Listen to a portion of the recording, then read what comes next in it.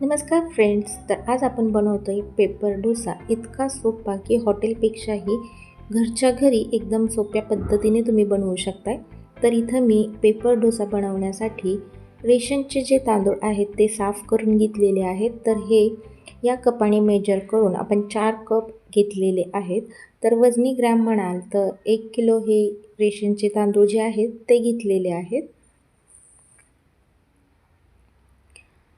4 cup तांदळासाठी इथं मी 1 cup उडदाची डाळ घेतलेली आहे. ही सुद्धा आपल्याला साफ करून घ्यायची आहे. तर यामध्येच मी पाव कप भरून साबुदाणा घातलेला आहे. साबुदाणा घातल्यामुळं या ज्या पेपर डोसा जो आहे आपला पांढरा शुभ्र होतो आणि टेस्टसुद्धा खायला छान लागते. साबुदाणा घातल्यामुळे यामध्येच आणखी एक महत्त्वाची टिप्स म्हटलं तर जेव्हा आपण पेपर डोसा पसरवतो त्यावेळी तो अलगदपणे पसरला जातो. तर इथं मी जी डाळ आणि साबुदाणा चांगला 2 पाण्याने स्वच्छ धुवून घेतलेला आहे.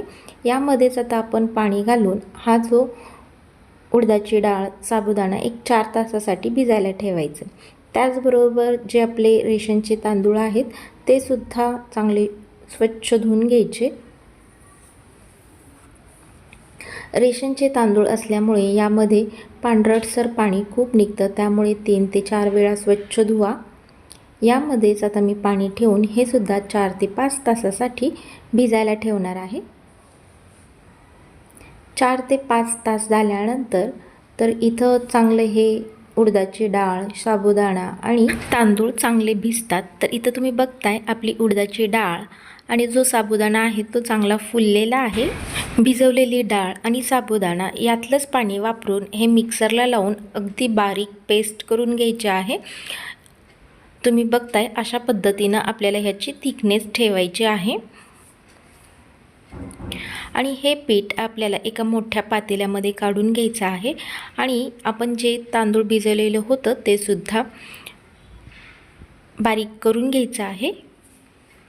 तांदूळ चांगलं भिजल्यामुळं एकदम चांगलं बारीक ग्राइंड होतं. जेव्हा आपण इडलीचं पीठ भिजवतो त्यावेळी आपल्याला जो तांदूळ आहे तो थोडासा आपण जाडसर ठेवतो, पण जेव्हा आपण डोसे बनवतो त्यावेळी आपल्याला हे जे तांदूळ आहेत एकदम बारीक वाटून घ्यायचे आहेत. तांदूळ दळत असताना जे आपण तांदूळ भिजवताना पाणी वापरलेलं आहे तेच पाणी वापरून आपल्याला हे जे तांदूळ आहेत ते सर्व मिक्सरला लावून दळून घ्यायचे आहेत. तुम्ही बघताय अशा पद्धतीनं मी हे सर्व जे तांदूळ आहेत ते मी दळून घेतलेलं आहे.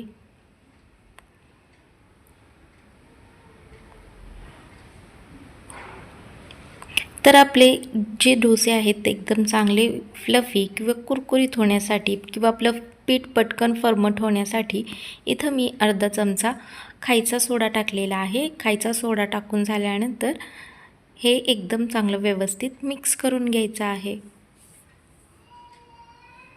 तुम्ही याची थिकनेस बघू शकताय. अशा पद्धतीनं आपल्याला हे बॅटर जे आहे ते ठेवायचं आहे.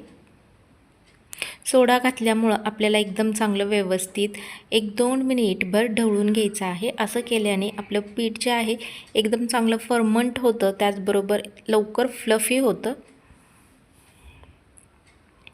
आणि हे पीठ आपल्याला एक 7 ते 8 तासासाठी फर्मंट होण्यासाठी ठेवायचं आहे. मी इथं रात्रभर ठेवलेलं होतं आणि तुम्ही बघताय पीठ जे आहे ते एकदम फुगलेलं आहे आणि पिठामध्ये एकदम एअर किंवा हवा भरलेली आहे.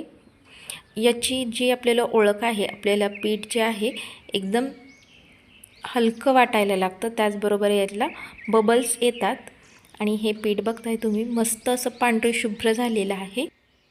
यामध्ये आपण फर्मंट होण्यासाठी फक्त सोड्याचा वापर करून हे पीठ फर्मंट केलेलं आहे आणि एकदम हलकं फुलकं होतं.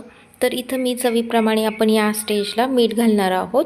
तुम्ही तुमच्या टेस्टनुसार इथं मीठ घाला. मी 1 चमचा घातलेला आहे. मीठ टाकून झाल्यानंतर एकदम व्यवस्थित मिक्स करून घ्यायचं आहे, जेणेकरून हे जे मीठ आहे ते एका बाजूलाच राहिलं नाही पाहिजे. तुम्ही जेवढं हलवाल तेवढे आपले जे डोसे आहेत ते चांगले फुलतात आणि पसरवता येतात.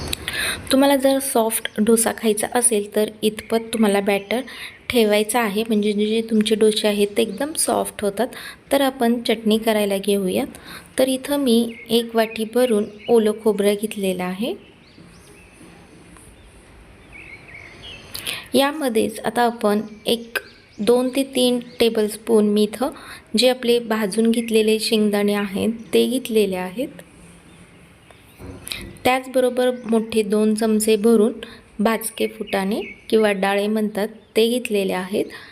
5 ते 6 हिरव्या मिरच्या, फ्रेश अशी कोथिंबीर मुठी भरून. कोथिंबीरीचा फ्रेशनेसपणा या चटणीमध्ये खूप छान लागतो.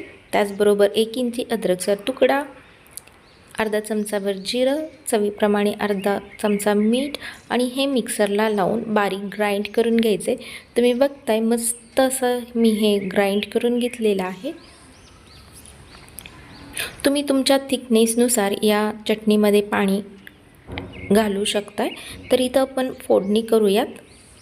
फोडणी करण्याकरिता इथं मी 1 चमचा भरून तेल घेतलेलं आहे. यामध्येच मोहरी टाकायची. मोहरी चांगली तडतडली की त्यामध्येच कढीपत्त्याची पानंसुद्धा या फोडणीमध्ये चांगली तडतडू द्यायची, म्हणजे त्याचा फ्लेवर चांगला लागतो. आणि ही जी फोडणी आहे ती या आपण खोबऱ्याच्या चटणीमध्ये टाकणार आहोत. आणि मस्त असं आपली खोबऱ्याची चटणी जी आहे ती खायला अगदी चविष्ट लागते. तुम्हाला जर वाटलंच की यामध्ये थोडंसं मीठ कमी आहे तर तुम्ही इथं मीठ चेक करा आणि मस्त आपली खोबऱ्याची चटणी ही फ्रीजमध्ये ठेवा. तर डोसा करण्यासाठी इथं मी तवा पहिली मीडियम गॅसवर आपल्याला हाय करायचा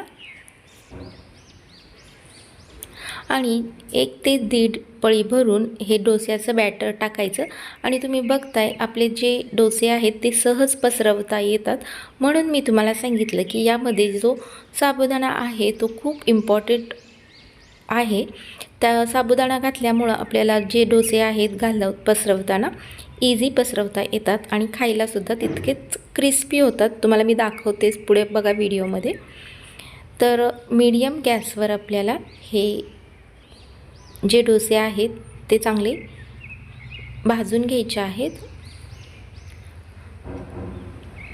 थोडंसं तेल लावायचं, त्यामुळे ते अधिक क्रिस्पी होतात. हा पेपर डोसा असल्यामुळे जितका पातळ पसरवता येतो तितका पातळ पसरवायचा आहे. साबुदाणा घातल्यामुळे आपल्याला हा जो डोसा आहे पसरवताना अजिबात प्रॉब्लेम येत नाही, पटकन पसरवता येतो. आणि तुम्ही बघताय मी याची जी थिकनेस आहे खूप पातळ असा मी हा जो डोसा आहे तो पसरवला आहे. हॉटेलमध्ये सुद्धा अशाच पद्धतीने हे जे डोसे आहेत ते बनवतात. तुम्हाला जर अधिक क्रिस्पी हवा असेल तर दुसऱ्या साईडनी सुद्धा 10 सेकंदाकरता भाजायचा आहे, त्यामुळे तो अधिक क्रिस्पी होतो. जर तुम्हाला नको असेल तर तुम्ही एका साईडनी सुद्धा भाजू शकता, कारण हा आपण खूपच पातळ बनवलेला आहे. तुम्ही बघताय मस्त असा सोनेरी रंग आलेला आहे. त्याचबरोबर एकदम पातळ असा हा जो कुरकुरीत डोसा आहे तो खायला खूपच चविष्ट असा लागतो. तुम्ही याची थिकनेस बघताय, खूप पातळ असा आपण हा जो डोसा आहे तो केलेला आहे. अशा पद्धतीनं तुम्ही हे जे डोसे आहेत तुम्ही नक्की ट्राय करा. तर या डोशासोबत चटणी किंवा आपला जो पिवळा बटाटा आहे मसाला बटाटा तो खायला खूप मस्त असा लागतो. तर इथं ना मी जे काय केलेलं आहे फक्त खोबऱ्याची चटणी बनवलेली होती. तुम्ही याच्यासोबत पिवळा बटाटा खोबऱ्याची चटणी अशी खाऊ शकताय. तर इथं जो बटाटा आहे तो मी डब्यामध्ये केलेला होता तोच घेतलेला आहे मुलांच्या. तर खोबऱ्याची चटणी, आपला पेपर डोसा खूप अप्रतिम चवीचा लागतो. तुम्ही याला बटर लावू शकताय, तूप लावू शकताय किंवा जे सांबार मसाला खायला तुम्ही बघताय खूप कुरकुरीत असा आपला पेपर डोसा झालेला आहे. तुम्ही या पेपर डोस्याला तुम्ही कशासोबतसुद्धा खाऊ शकता. हे बघा अशा पद्धतीनं खोबऱ्याची चटणी अप्रतिम अशी चव होते. व्हिडिओ आवडल्यास व्हिडिओला लाईक, शेअर आणि सबस्क्राईब करा. Okay, bye.